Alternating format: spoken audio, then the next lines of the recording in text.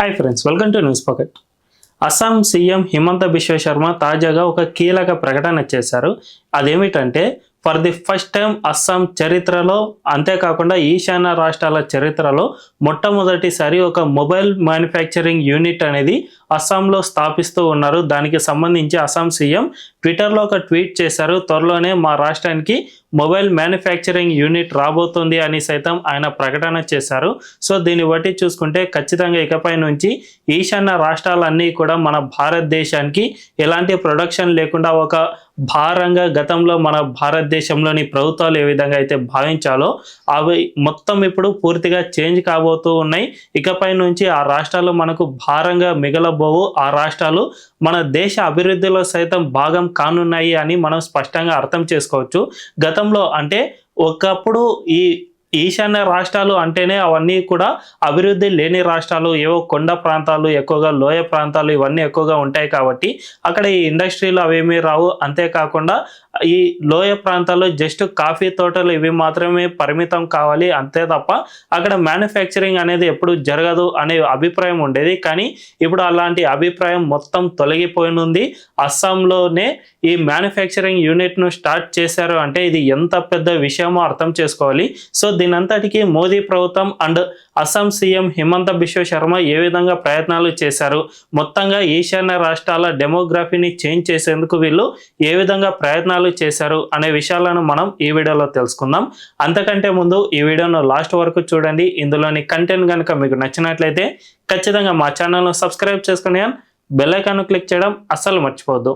ఇక డీటెయిల్స్లోకి వెళ్తే మన భారతదేశానికి ఈశాన్య రాష్ట్రాలు అనేవి భౌగోళికంగా ఒక ప్రత్యేకమైన పొజిషన్లో ఉన్నాయి. ఈ ఈశాన్య రాష్ట్రాలకు మన ఇండియాలోని ఇతర రాష్ట్రాలకు ముఖ్యంగా కనెక్టివిటీ అనేది గతంలో అంత ఎక్కువగా ఉండేది కాదు. సిలిగురి చికెన్ నెక్ కారిడార్ గురించి మనందరికీ తెలిసిందే. జస్ట్ 20 కిలోమీటర్ల వెడల్పు మాత్రమే ఉంటుంది. ఇక్కడి నుంచే ఈ రవాణా అన్నీ కూడా వెళ్లాల్సి ఉంటుంది కాబట్టి పెద్ద ఎత్తున దీనికి సంబంధించి చాలా ఇబ్బందులు అనేవి వచ్చేవి. కొన్ని వేల కిలోమీటర్లు రోడ్డు మీదుగానే ప్రయాణం చేయాల్సి వచ్చేది. సో ఈ విధంగా ఆ రాష్ట్రాలకు కనెక్టివిటీ అనేది గతంలో ఎక్కువగా ఉండేది కాదు. అంతేకాకుండా ఆ ప్రాంతాల్లో ఎక్కడా కూడా రోడ్లు అండ్ మౌలిక సదుపాయాల అభివృద్ధి అనేది అసలు ఉండేది కాదు. అందువల్లనే ఆ రాష్ట్రాల్లో ఎక్కడ కూడా మ్యానుఫ్యాక్చరింగ్ సెక్టర్ అండ్ మ్యానుఫ్యాక్చరింగ్ ఇండస్ట్రీలు అనేవి పెద్దగా ఆ రాష్ట్రాల్లో పెట్టడానికి ఆసక్తి చూపలేదు. మన భారతదేశంలోని ముంబై, ఏపీ, తెలంగాణ ఇలాంటి రాష్ట్రాల్లోనే ఎక్కువగా వీళ్ళు చూస్ చేసుకునేవాళ్ళు. కానీ ఇప్పుడు ఈ ఈశాన్య రాష్ట్రాలను సైతం ఈ మొబైల్ మ్యానుఫ్యాక్చరింగ్ యూనిట్లు చూస్ చేసుకుంటూ ఉన్నాయంటే ఆ రాష్ట్రాల్లో భారీగా చేంజ్ వచ్చినట్లే మనం చెప్పుకోవచ్చు. ముఖ్యంగా మోదీ ప్రభుత్వం 2014లో ఎప్పుడైతే అధికారంలోకి వచ్చిందో మన దేశ పర్స్పెక్టివ్ మొత్తంగా మార్చేశారు. గతంలో అంటే కాంగ్రెస్ పార్టీ ఈ ఈశాన్య రాష్ట్రాలతో పాటు లదాఖ్ ఈ విధంగా సరిహద్దు రాష్ట్రాలు ఏవైతే ఉంటాయో ఆ రాష్ట్రాల్లో ఎక్కువగా అభివృద్ధి చేయడానికి ఆసక్తి చూపించేది కాదు. 2013లో కాంగ్రెస్ పార్టీ రక్షణ శాఖ మంత్రి ఏకే ఆంటోనీ పార్లమెంట్లో ఒక కీలక ప్రకటన చేశారు. ఆ ప్రకటనలో ఆయన ఏం చెప్పారంటే, మేము చైనాకు సరిహద్దు రాష్ట్రాలలో కావాలనే అభివృద్ధి చేయడం లేదు, ఇది మా కాంగ్రెస్ పార్టీ విధానంగా మేము మార్చుకున్నాం. ఎందుకంటే చైనా సరిహద్దుల్లో ఎక్కడైనా అభివృద్ధి చేస్తే అది చైనాకు కోపం తెప్పించే అవకాశం ఉంటుంది. తద్వారా ఆ దేశం మనపై యుద్ధం చేయడానికి సైతం ముందుకు రావచ్చు. అందువల్లనే మేము ఇప్పటి వరకు దీనికి సంబంధించి ఎటువంటి అభివృద్ధి చేయలేదు అని 2013లో కాంగ్రెస్ పార్టీనే తేల్చి చెప్పింది. అది కూడా పార్లమెంట్లో కీలక ప్రకటన చేసింది. అంటే ఇది ఎంత పెద్ద విషయమో అర్థం చేసుకోవచ్చు. కానీ మోదీ ప్రభుత్వం వచ్చిన తర్వాత దీని పర్స్పెక్టివ్ మొత్తాన్ని మార్చేశారు. అదేమిటంటే మనం సరిహద్దుల దగ్గర మన మౌలిక సదుపాయాలను అన్నిటినీ బాగా అభివృద్ధి చేసినప్పుడు మాత్రమే చైనా కాదు కదా, వేరే ఏ దేశం సైతం మన దేశంపై దాడి చేయాలంటేనే భయపడిపోయే స్థాయిలో ఉన్నప్పుడే ఆయా దేశాలు మనపై దాడి చేయకుండా ఉంటాయి. అంతే తప్ప మనం అక్కడ మన మౌలిక సదుపాయాలను, రోడ్లను ఇటువంటివి నిర్మించుకోకపోతే చైనా మనపై దాడి చేసేందుకు చాలా ఈజీగా మారుతుంది అనే ఉద్దేశంలో భాగంగానే మోదీ ఈ సరిహద్దు రాష్ట్రాలు, ముఖ్యంగా ఈశాన్య రాష్ట్రాల్లో పెద్ద ఎత్తున మౌలిక సదుపాయాలు అనే వాటిని క్రియేట్ చేశారు. ముఖ్యంగా మనం చెప్పుకోవాలంటే మన దేశానికి స్వతంత్రం వచ్చిన తర్వాత 70 సంవత్సరాలు గడిచినా కూడా మిజోరాం లాంటి రాష్ట్రాలకు ఒక్కటంటే ఒక్క రైలు కనెక్టివిటీ సైతం లేదు అంటే మనం ఆశ్చర్యపోవచ్చు. కానీ ఇది పూర్తిగా నిజం. ఆయా రాష్ట్రాల్లో కనీసం రోడ్డు సదుపాయాలు లేదంటే ఈ విధంగా ఎయిర్పోర్ట్లు కానీ రైల్వే స్టేషన్లు కానీ ఇవి ఏమి ఉండేవి కావు.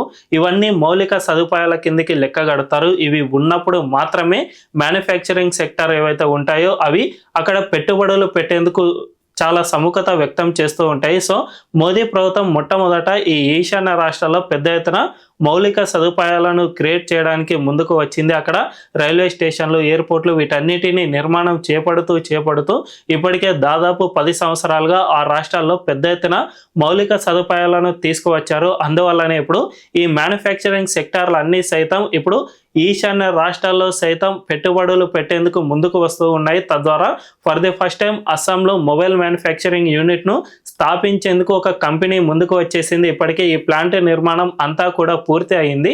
ఇది త్వరలోనే ప్రారంభం కానుంది. ప్రారంభం అయిన తర్వాత అది ఏ కంపెనీ అండ్ దానికి సంబంధించిన డీటెయిల్స్ అన్నీ కూడా బయటికి వచ్చే అవకాశం ఉంటుంది. సో దీన్ని బట్టి చూసుకుంటే ఇకపై నుంచి మన దేశంలో జస్ట్ ఈ దేశంలో మిడిల్ భాగంలో ఉన్న ముంబై లేదంటే ఇతర రాష్ట్రాలు అండ్ సౌత్లో ఉన్న కర్ణాటక, హైదరాబాద్ లేదంటే ఇటు ఏపీ ఇలాంటి రాష్ట్రాలు మాత్రమే గతంలో ఎక్కువగా ఈ మ్యానుఫ్యాక్చరింగ్ కంపెనీలన్నీ కూడా ఈ రాష్ట్రాల్లో పెట్టుబడులు పెట్టేందుకు ముందుకు వచ్చేవి. ఈశాన్య రాష్ట్రాలు లేదంటే పర్వత ప్రాంతాలు ఏవైతే ఉంటాయో అక్కడ పెట్టుబడులు పెట్టలేము, వాటికి మౌలిక సదుపాయాలు లేవు. కాబట్టి మేము ఏదైనా ఉత్పత్తిని తయారు చేసుకోవాలన్నా కూడా దాన్ని ట్రాన్స్పోర్ట్ చేయాలంటే ఉత్పత్తికి డబుల్ కాస్ట్ అయ్యే అవకాశం ఉంటుంది. కాబట్టి మేము అక్కడ పెట్టుబడులు పెట్టలేం అనే పొజిషన్ నుంచి ఇప్పుడు ఏకంగా ఆయా రాష్ట్రాల్లో సైతం పెట్టుబడులు పెట్టేందుకు ముందుకు వచ్చారు అంటే ఆ రాష్ట్రాలను మోదీ ప్రభుత్వం ఎంత పెద్ద ఎత్తున డెవలప్ చేసిందో అర్థం చేసుకోవచ్చు. దీనివల్ల భారతదేశంలోని ఇతర రాష్ట్రాలు మాత్రమే కాకుండా ఇకపై నుంచి ఈశాన్య రాష్ట్రాలు సైతం ఆర్థిక వ్యవస్థలో మన దేశానికి తోడ్పాటును అందించే అవకాశం ఉంటుంది. మనకు గతంలో విపక్ష పార్టీలన్నీ కూడా ఒక ఆరోపణ చేసేవి, అదేమిటంటే మనం ఏపీనో తెలంగాణనో లేదంటే ఇతర సౌత్ స్టేట్స్ ఏవైతే ఉన్నాయో ఇవన్నీ కూడా జిఎస్టీ రూపంలో కేంద్ర ప్రభుత్వానికి ఒక 100 రూపాయలు ఇస్తే మాకు తిరిగి వచ్చేది జస్ట్ 50 రూపాయలు మాత్రమే. మిగిలిన 50 రూపాయలు అన్నీ తీసుకువెళ్ళి ఈ యూపీకో లేదంటే బీహార్కో లేదంటే ఈశాన్య రాష్ట్రాలు, కాశ్మీర్ ఇలాంటి రాష్ట్రాలకే స్పెండ్ చేస్తూ ఉన్నారు, మాకు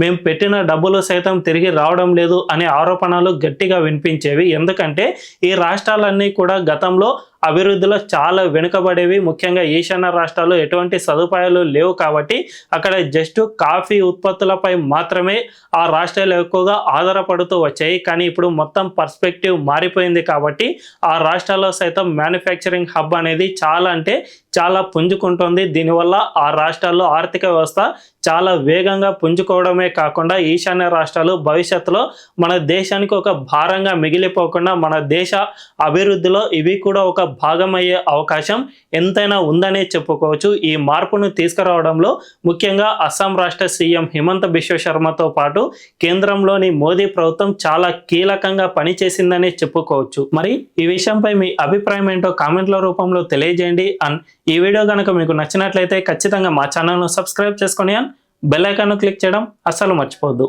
థ్యాంక్ యూ.